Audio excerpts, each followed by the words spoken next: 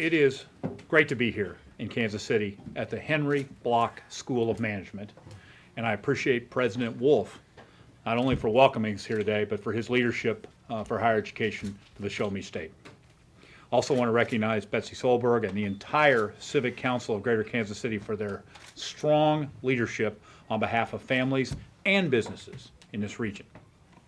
Just 2 days after the end of the year's legislative session, the Civic Council hand-delivered a letter to my office outlining their concerns with House Bill 253 and the negative impact it would have on our state's economic competitiveness. Joining us is a broad coalition of educators and executives, advocates for the elderly and for infants, principals and parents who represent many Missourians who share these grave concerns. Now, as governor, creating good jobs and growing our economy have been my top priorities. And as the business leaders will tell you, it is a well-established formula. You need a predictable, stable economic climate so that businesses can invest with confidence and plan for the future. You need a low tax burden and a fair tax code, which lowers the cost of doing business and creates a level playing field for them to compete. And you need an educated workforce with the skills businesses need to succeed in the 21st century global economy. A good credit rating is also vital because it sends a signal that our state is a safe place to invest and manages its finances responsibly. Working together, this is exactly the type of stable pro-growth environment we have created here in Missouri through some very challenging economic times. We balanced our budget every year without a single tax increase. In fact, we passed targeted tax cut for small businesses that create jobs and phased out the franchise tax. Eliminating this outdated double tax will save employers $80 million a year. Instead of balancing the budget on the backs of taxpayers, we made your government smaller, smarter, and more efficient. We cut spending, slashed red tape, and reduced the state workforce by 4,500 positions. We made greater use of technology and put more state services online. And those boards and commissions that weren't serving their purposes, they no longer exist. Today, Missouri is recognized as one of the best states to do business in the nation, with some of the lowest taxes in the nation. Independent studies show us as the 8th lowest business tax rate, the 7th lowest taxes as a percentage of personal income, and the 5th lowest in per capita taxes in the nation, lower than all of our surrounding states. Folks, Missouri is a low-tax state, and we're going to keep it that way. Standard & Poor's and Fitch also recently reaffirmed our perfect AAA credit rating, citing our balanced budgets and solid fiscal management. As a result of this proven, fiscally conservative approach, our economy continues to grow. In April, Missouri's unemployment rate dropped again, as employers added 12,000 new jobs. Corporate giants like Ford, Monsanto, and Express Scripts, whose global footprints allow them to invest anywhere, are creating jobs here in the Show Me State.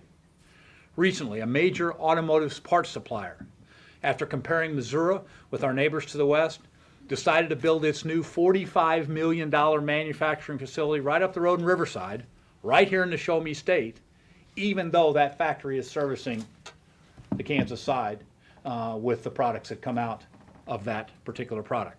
So today the question before us is simple. Will we continue on this proven, steady, fiscally responsible path? Or will we veer recklessly off course? The answer is clear. Now is the time to build on the solid foundation of economic growth and fiscal discipline we have built, not undermine it.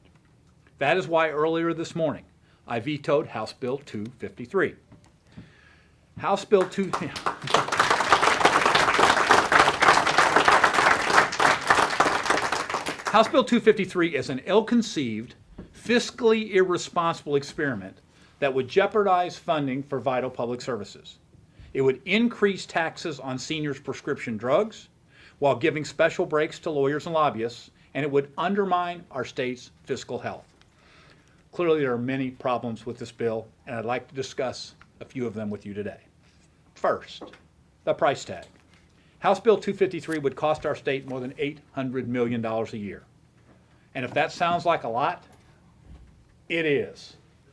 $800 million is the equivalent of eliminating all state support for public higher education. All of it. 2-year and 4-year, all over the state. Are closing all of our prisons. Are shutting down the entire Department of Mental Health. That's a price Missourians are simply not willing to pay. While writing a bad check saying you'll figure out a way to pay for it later might make sense in Washington and some other states, it's not how we do things in the Show Me State. Just like Missouri families do around the kitchen table each month, we balance our budgets. We keep a close eye on how much we spend and how much we take in. And when the lawmakers in Jefferson City don't abide by those principles, it's ordinary Missourians who pick up the tab. By punching an $800 million hole in our state budget, this bill would jeopardize our ability to fund basic public services that support our economy and our way of life. Services that keep dangerous criminals off the street, teach our kids the basic building blocks of knowledge, deliver meals to our elderly parents and grandparents, and help infants with developmental disabilities grow up healthy and strong and live up to their God-given potential. Gutting the budgets of public schools and public safety for the sake of an economic experiment is a gamble that Missourians are not willing to take. Now, supporters of this bill say safeguards will prevent tax cuts from taking effect until revenues grow by a certain amount. They say these provisions will ensure this bill is affordable and prevent cuts to public services in the case of an economic downturn. Unfortunately, that's just not the case. The truth is, special breaks for pass-through businesses' income are conveniently exempt from the so-called safeguards and would take effect immediately. A $230 million loophole that would erode the strong fiscal foundation we have worked so hard to build. Even in cases where limited protections do exist, they are virtually meaningless. Under this bill, tax cuts would have taken effect in 2009 during the depths of our economic recession. Second, House Bill 253 is riddled with drafting errors, careless mistakes, and unintended consequences. For example, the bill would repeal the longstanding sales tax exemption on prescription drugs and textbooks, imposing a more than $200 million tax hike on college students, seniors, and others. The bill lavishes benefits on certain kinds of businesses while discriminating against the majority of others. A sloppy definition of business income would provide a strong incentive for firms to game the system while further increasing the bill's cost. Cuts to withholding could jeopardize previous commitments made to businesses that are the basis of long-term investments in the state. And another poorly drafted section would immediately impose hundreds of millions of dollars of additional liabilities retroactively if the Federal Marketplace Fairness Act becomes law. That measure has already passed the United States Senate in overwhelming numbers. And the list goes on.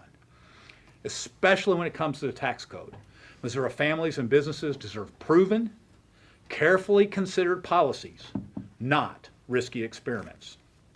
Finally, there's the issue of the values this bill reflects. Legislation that guts funding for K-12 education in order to let a lawyer's LLC exempt half its income cannot be considered fair.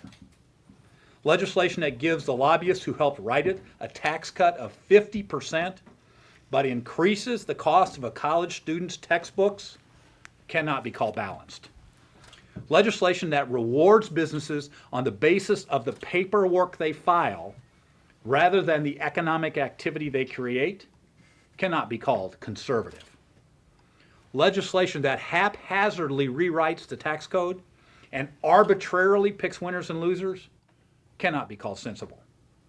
Legislation that increases the cost of seniors' prescription drugs and decreases the cost of opening a law office in the state of Missouri does not reflect our values as Missourians. House Bill 253 would cost too much, accomplish too little, and mark a radical departure from the proven, fiscally responsible policies that are moving our state forward. We're here at the Block School for a reason. Endowed by one of the world's greatest businessmen and committed to educating the next generation of entrepreneurs and innovators, this world-class institution illustrates the stakes of the decision before us, literally in the shadow of the new block building, that very, very quickly will house the educational opportunities for the entrepreneurs of the future. We stand at a crossroads at an important time of this state. So today, we renew our commitment to fiscal responsibility and fairness.